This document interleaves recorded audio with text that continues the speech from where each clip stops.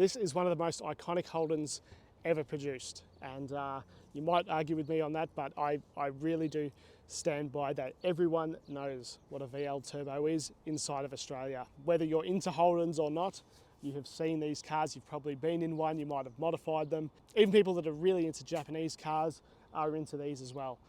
And there is one big reason for that, which I'm sure if you're Australian you know, and that is because these do not have 202, the old trusty 202 that the VK had before this. This has the RB30, and this particular one is turbo, has the RB30 turbo. Now, 147 kilowatts they were making back in the day, not enormous earth-shattering power, but they were so open to modifications. These cars have been so popular. It is so rare to see one today, not only in unrestored condition like this, but completely standard. This car has the stock exhaust, stock crossover pipe, stock everything, exactly how it left the factory. Original hubcaps, FE2 suspension. It's just, this car is an absolute time warp, and it is so cool to see one in person. As much as I love a clean restored VL turbo, if you take all of these VL turbos and this one to a car meet, this is the car that's going to get attention.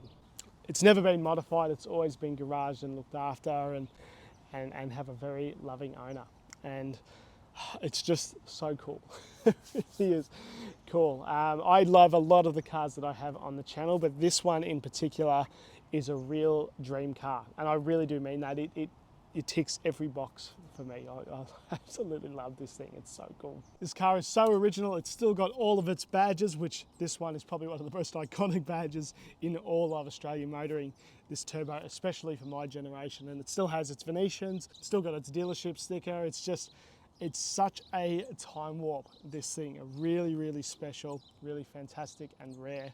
A lot of these VLs were SLs, so having an executive is actually pretty rare. There really is not that many of them. For my generation though, this is genuinely a dream car. A lot of people my age, these are out of reach. You know, these are quite expensive now. Not only are they expensive, but to find one like this is rare. And it's such a privilege to be able to spend some time with it, because I mean, it's just so cool. I actually had a VL back when I was 18. I bought a VL turbo wagon. It wasn't original. It had been converted turbo, but it made a fantastic noise and had 140,000 Ks. It was the same color as this, and I sold it for nothing. And these cars have experienced growth like almost nothing else. It wasn't that long ago that these cars were worth very little money. Even within my car buying lifetime, you could buy a Calais turbo for $4,000 or $5,000. You're not getting that anymore. These are just such a cult car. They have an enormous cult following, very similar to the Skyline or any of the S chassis or really anything. They have such a significant following, these cars.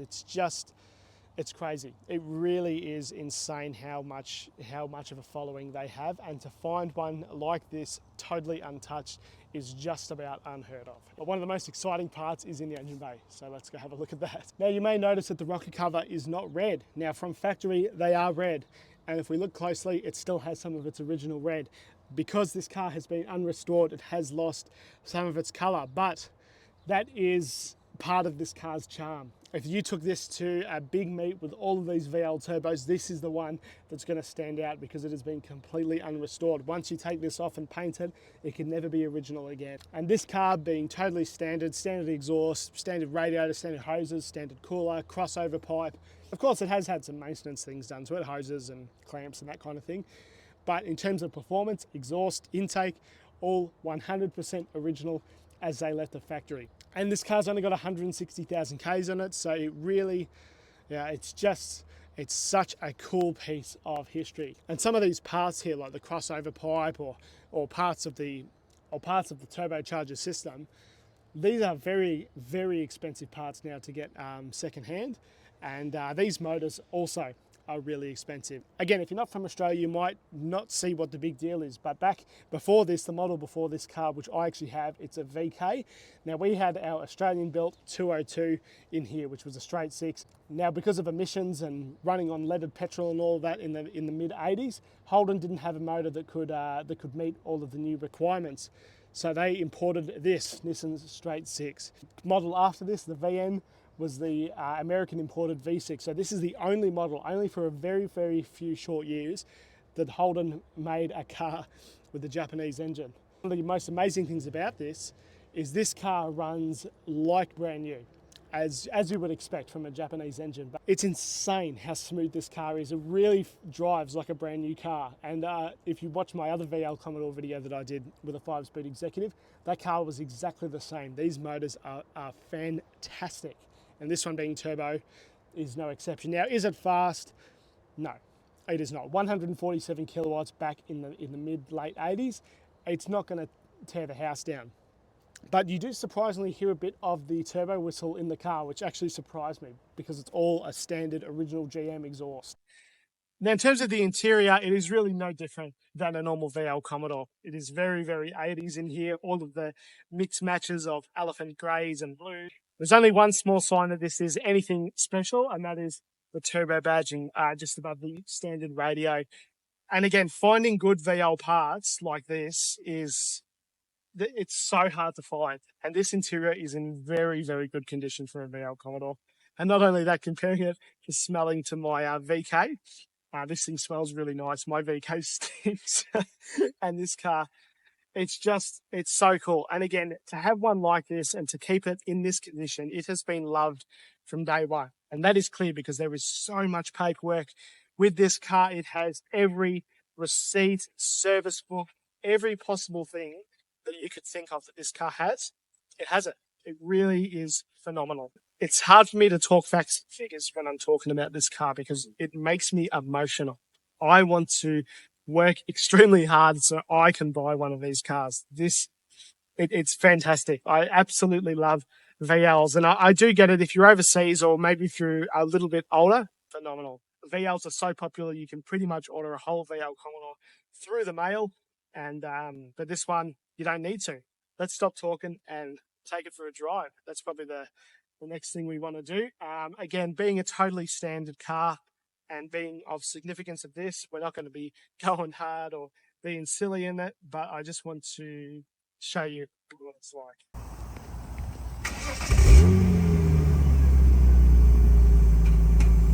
Right guys, we are in the VL Turbo, and I have not driven one of these in many, many years.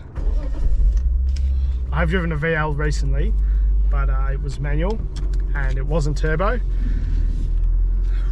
Pretty excited if I'm honest. Actually, this shifter reminds me, if you guys remember, I had that, was out of the museum. I had that VN 4-cylinder, had the same shifter as that. God, it's so smooth. That's my very first impressions. I don't know if you're going to be able to hear that in the video, but you definitely can hear it in person, the turbo whistle. That is actually really surprising.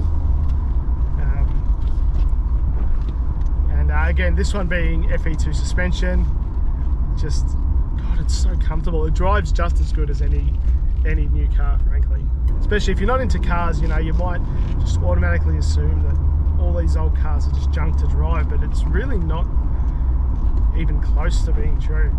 They just are so relaxed. And this one, you can probably see it in my face, I'm a bit hot. We've just turned the aircon on, ice cold. It's actually quite refreshing.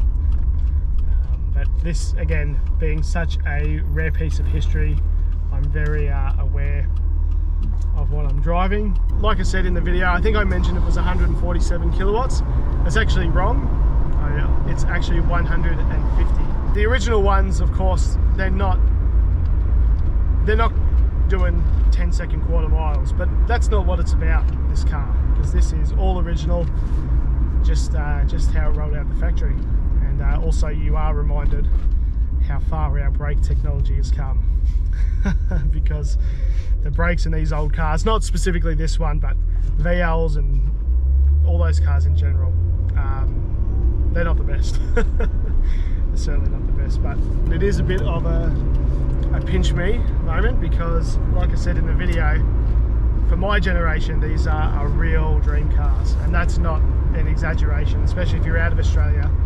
Again, you might not get it, but they're so cool. They really are, and especially for blokes that are younger than me, they might not have even seen one outside of a car show, and I certainly have never seen one as original as this. So very cool and quite a treat. Yep. You can definitely feel the turbo, well, especially as it's getting up there. It's definitely quicker than a standard VL. There's absolutely no question about that. But also, it's 35, 40-year-old turbo technology. We're not wheel spinning at 100 Ks, but it's fast enough, it's fun to drive, and it does not drive its age at all. I really hope that you guys enjoyed this video. I have absolutely loved spending my time with this car, and like I've probably can't wipe the smile off my face, but this is a dream car for me. And if you follow along on the channel, I would love to be able to buy a car exactly like this one day. Very, very cool. Really makes me emotional, pulls on my heartstrings, all of that kind of stuff. And it's more than a car. This is a piece of history.